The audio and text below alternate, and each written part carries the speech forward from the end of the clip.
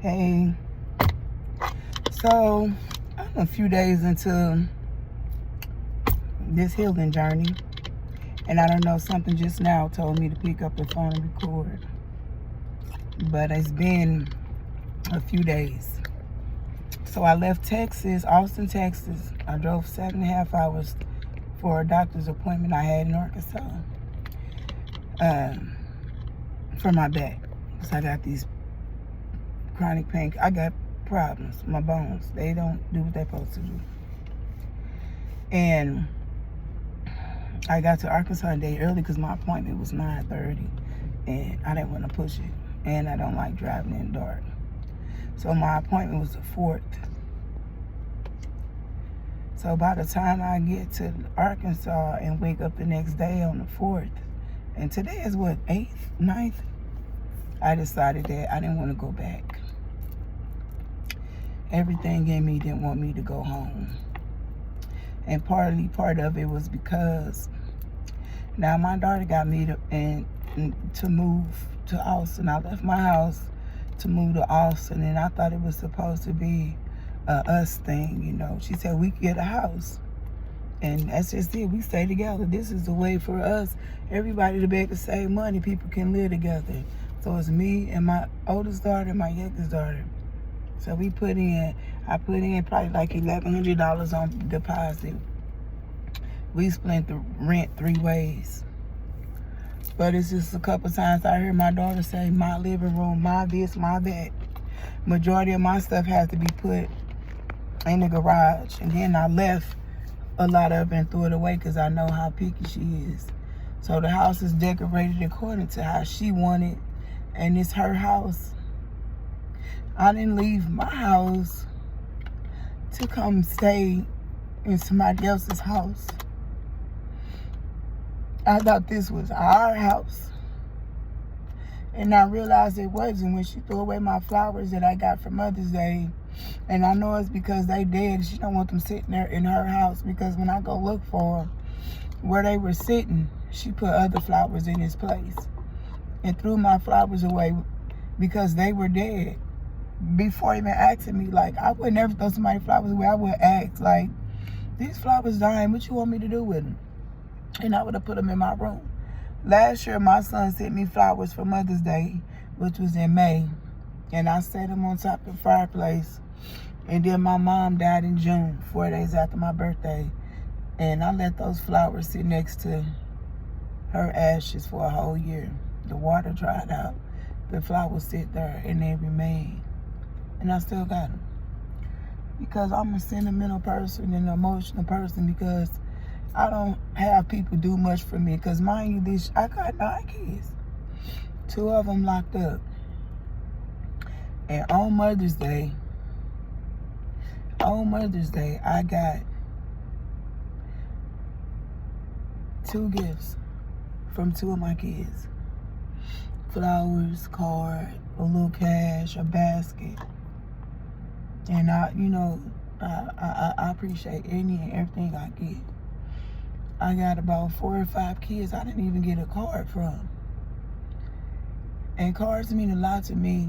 Especially if I know you took the time out to read each card before you got it and felt like this is how I feel about this person, whether it's your sister, your brother, your friend, your mom, your kid.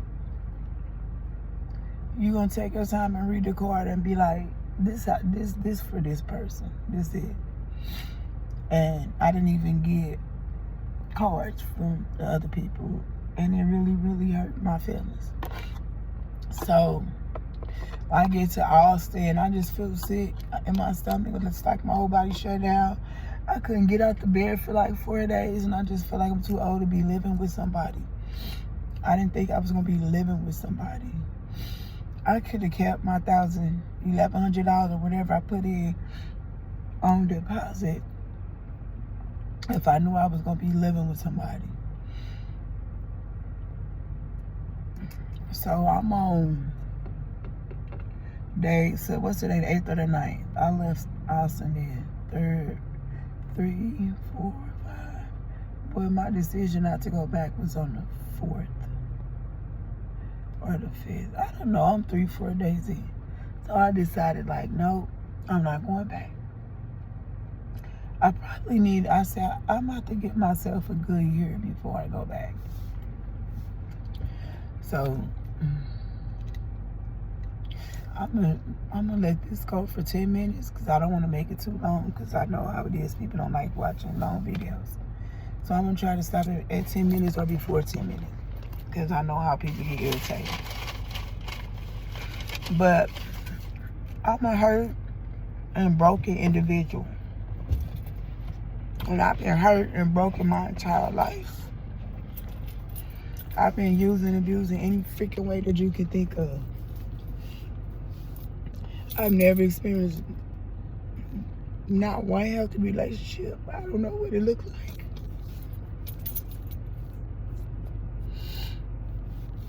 I've always went out of my way for people. And then for people get up out my bed at 2, 3 in the morning for people, give my last to people. And then all the people that I know in this world, nobody has ever made me feel like I go out of my way to make people feel. I've always been somebody's best friend. You're my best friend, you're my sister. That's what people tell me all the time. And I've never felt like those same people were my best friend. Like, I got this heart that's so freaking big. And even when I say, like, I can't be mean and evil and malicious, it's just not in my heart. And I always ask God, like, what's my purpose? Like, what am I here for? Because all I get is beat down. And I always attract the worst men. So I used to ask myself that. So my daughter, you know, they say you are what you attract.